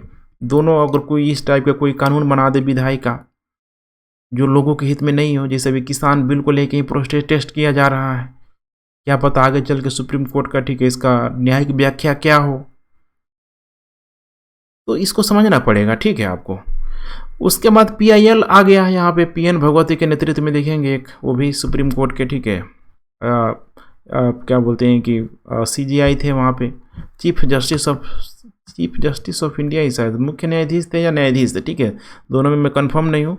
उनके द्वारा PIL को यहाँ पे लाया गया, आम सुनवाई को दिया गया। इसके तहत अब ठीक है अगर आपको कोई समस्या है तो डाक के द्वारा फ़ोन के माध्यम से आप सुप्रीम कोर्ट में, हाई कोर्ट में अपील दायर कर सकते हैं। इसमें बहुत सारे मानवाधिकार लोग भी यहाँ पे शामिल होते हैं। जुडिशियल रिव्यू को लाया गया, ठीक है, संवैधानिक जो व्याख्या की मैं बात कर रहा हूँ, न्यायिक व्याख्या की बात कर रहा हूँ, सुप्रीम कोर्ट के पास ये अधिकार है। मूल ढांचा जो है एक ही चीज़ ठीक है क्लियर करेगी, और सुप्रीम कोर्ट उस चीज़ को कैसे व्याख्या कर रही है उसको व्याख्या सिर्फ और सुप्रीम कोर्ट ही करेगी। पर्यावरण और रक्षा हेतु अगर देखा जाए तो हरित पीठों को लाया गया आज के समय में, ग्रीन बेंच देख रहे हैं बहुत जगह, ठीक है, रेलवे बन रहा है जंगलों को काट काट के, तो कई जगह यहाँ पे इसके लिए भी पर्यावरण रक्षा हेतु भी हरित पीठों को यहाँ पे बनाया गया है। कहीं भी मेट्रो बन रहा है, ग्रीन ठीक है पेड़ पौधों को काटा जा रहा है, तो कहीं से भी देखा जाए तो पर्यावरण प्रदूषण भी हो रहा है, लोगों को स्वच्छ वायु का अधिकार भी छीना जा रहा है। तो यहाँ पे देखिए बहुत न्यायिक सक्रियतावाद की जो धारणा है वर्तमान में काफ़ी ही अधिक बढ़ गई है, अर्थात ड्यू प्रोसेस ऑफ जो लॉ का जो कॉन्सेप्ट है भारत में काफ़ी हद तक प्रभावी हो चुका है। अब यहाँ पे देखिए लास्ट है पे शासन के तीनों अंगों में संबंध क्या है, तो देखिए बड़ा सिंपल है, विधायिका, कार्यपालिका, न्यायपालिका। USA में पावर ऑफ सेपरेशन का कॉन्सेप्ट है, बिल्कुल ही पावर ऑफ सेपरेशन का कॉन्सेप्ट है, लेकिन वहाँ की जो सरकार की सर्वोच्चतम इकाई के रूप में कार्यपालिका अर्थात राष्ट्रपति होता है। यूएसए में राष्ट्रपति का डायरेक्ट ही प्रत्यक्ष ठीक है निर्वाचन के द्वारा इसका चुनाव होता है, डायरेक्ट जनता के द्वारा देखिए इसका चुनाव होता है। ब्रिटेन के संदर्भ में देखा जाए यहाँ पे तो ब्रिटेन में देखिए यहाँ पे विधायिका के अंतर्गत कार्यपालिका कार्य करते नजर आएगी। इंडिया और ब्रिटेन में लगभग लगभग यही मामला है। और हम लोग पहले अगर बात करें तो यहाँ पे राजतंत्र, धर्मतंत्र, फिर गैर लोकतांत्रिक देशों में ठीक है तीनों जो शक्ति का जो केंद्र है एक ही व्यक्ति के हाथों में होता था, जो कि एक मोनोपोली को दर्शा रहा है। लेकिन यूएसए में पावर ऑफ सेपरेशन आ गया, विकेंद्रीकरण को यहाँ पे दर्शा रहा है। अब यहाँ पे समझना है आपको ठीक है कि अगर विधायिका कार्यपालिका के अंतर्गत यहाँ पे अगर मैंने विधायिका के अंतर्गत अगर कार्यपालिका यहाँ पे अगर कार्य कर रही है, ब्रिटेन में अगर कार्य कर रही है, तो आपको ध्यान देना है कि ब्रिटेन में विधायिका का जो रोल है बहुत ही इम्पोर्टेंट है। विधायिका जो संसद में बैठ रही है, मैंने बताया था शुरू में कि वहाँ की संसद एक पुरुष को स्त्री और एक स्त्री को पुरुष बनाने के अलावा सारा काम कर सकती है। अर्थात ब्रिटेन की संसद बहुत पावरफुल दिखाई देगी। भारत की संसद उतनी पावरफुल नहीं है, लेकिन ब्रिटेन की कार्यपालिका नाम मात्र की है, वंशानुगत वहाँ पे चल रहा है। भारत की कार्यपालिका ठीक है अप्रत्यक्ष निर्वाचन पद्धति के माध्यम से, समानुपातिक प्रतिनिधित्व प्रणाली के माध्यम से राष्ट्रपति का चुनाव किया जा रहा है। इसका मतलब कि मामला गड़बड़ है। पूरा का पूरा देखिए भारतीय जो ढांचा है ब्रिटेन के ढांचे में भी नहीं आ रहा है और यूएसए के ढांचे में तो एकदम नहीं आ रहा है, बिल्कुल यहाँ पे सेपरेट दिखाई दे रहा है। तो सेपरेट की बात करें तो विधायिका कार्यपालिका भारत के संदर्भ में एक तरफ हो जाता है, न्यायपालिका एक तरफ हो जाता है। तो भारत में कुछ कुछ पावर ऑफ सेपरेशन भी दिखाई देगा और कुछ कुछ ध्यान रखिएगा कुछ कुछ ठीक है मतलब पावर ऑफ सेपरेशन अर्थात अध्यक्षात्मक व्यवस्था की तरफ दिखाई देगा और कुछ कुछ ठीक है भारत की व्यवस्था संसदीय व्यवस्था की तरफ अर्थात ब्रिटेन की तरफ भी यहाँ पे दिखाई देगा। तो मेरा कहने का मतलब यही है कि भारत में देखिए यहाँ पे ठीक है अगर यहाँ पे भारत की व्यवस्था की अगर बात किया जाए तो शासन के अंगों के बीच का संबंध है बिल्कुल ही बोला जाता है रियल रूप में अर्ध संघात्मक।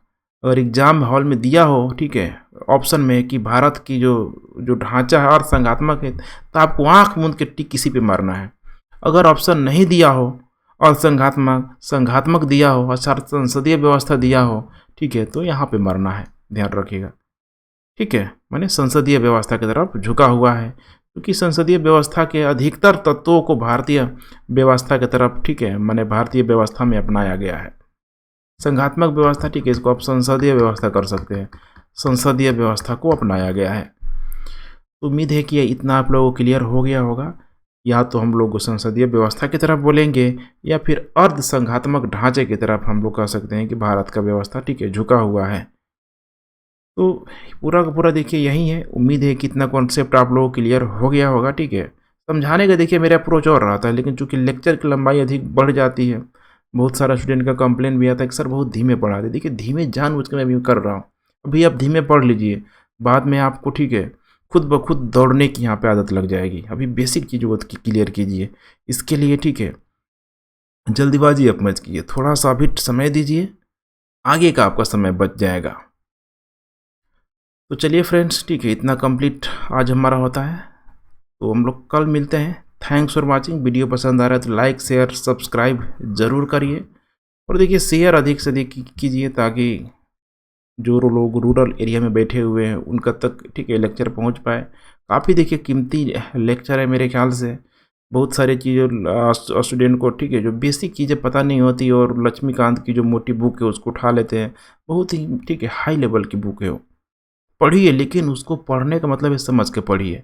ऐसा नहीं कि बस ठीक है आप सीधे सीधे अंडरलाइन करते जा रहे हैं, समझ में कुछ नहीं आ रहा, तो वैसी पढ़ाई का कोई फ़ायदा यहाँ पे नहीं है। अभी से ठीक है आप बेसिक चीज़ों को क्लियर करें। कल मिलते हैं हम लोग शासन प्रणाली का कुछ और भी हम लोग टाइप्स देखने का प्रयास करेंगे। तब तक थैंक्स फॉर वाचिंग एंड जय हिंद।